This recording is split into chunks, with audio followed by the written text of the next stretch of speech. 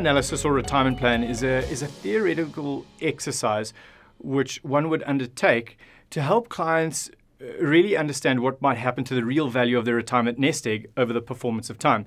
And this can either be done before retirement or during retirement, and really is a tool to help clients make informed decision about their retirement savings.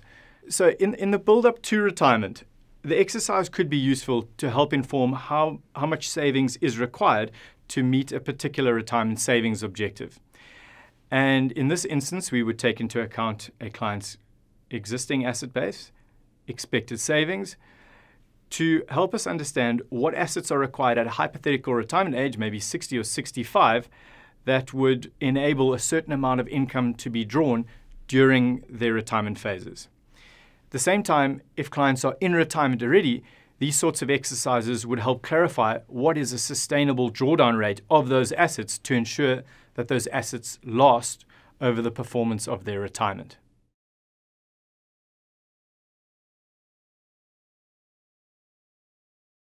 Some of the limitations of using these theoretical models is, of course, the information you put in is the information you get out. So one has to be very careful about the assumptions used in these sorts of exercises. And some of the crucial assumptions used are, of course, the growth rates on assets and how they may grow over time, an inflation rate used, and then obviously a drawdown at a particular point in time when one isn't working. If one uses a growth rate that is unlikely to be achieved over the performance of time, one simply is going to build a model that is unattainable, or it's going to look too rosy. And one wants to avoid that. So if we look back in time and we know that equities have done well in South Africa, or multi-asset funds have performed particularly well, and we attach a real return to those assets going forward of potentially 5%, one's going to get a pretty rosy outcome going forward. But one needs to be a little more circumspect, or perhaps a little more conservative, and attach a real growth rate of 3.5%, which is obviously going to soften out those returns going forward, but it'll create a little bit of a margin of safety in this scenario. The other thing to do, I think, is to strip inflation out of that model, so that when presenting to clients, clients can understand the real value of their savings. It's the value of money in today's money terms, so we can appreciate what the value of those assets will be in 10, 15, 20 years' time. And then, of course, when one draws down on those assets, one wants to ensure that one is using an appropriate figure adjusted for tax, and perhaps a number that exceeds one's income requirement, to take into account increases in medical costs or increases in unexpected expenses.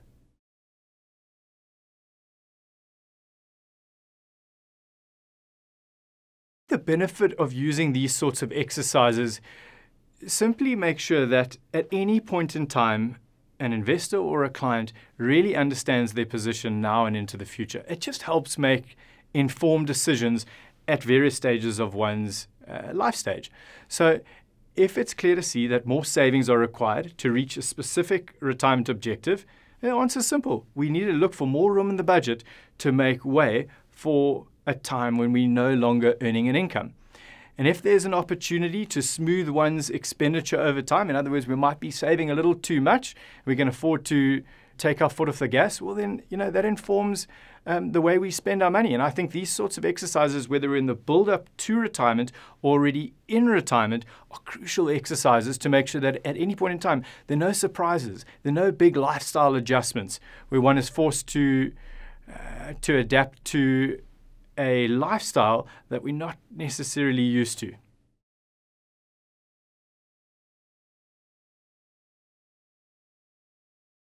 These exercises are very useful to help clients understand advice given, because what can typically be done is these sorts of models can be projected onto a computer screen or onto a big screen, and in real time, values can be changed. So hypothetically, we could change the amount of income a client needs at retirement, and we can see exactly what effect that has on the drawdown of assets.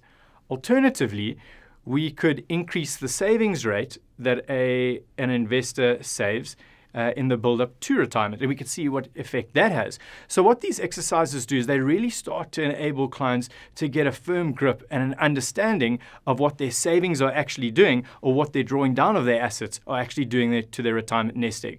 So I think these exercises put clients in the driving seat, and it helps to instill a degree of financial knowledge that ordinarily wouldn't be attainable if these models weren't available.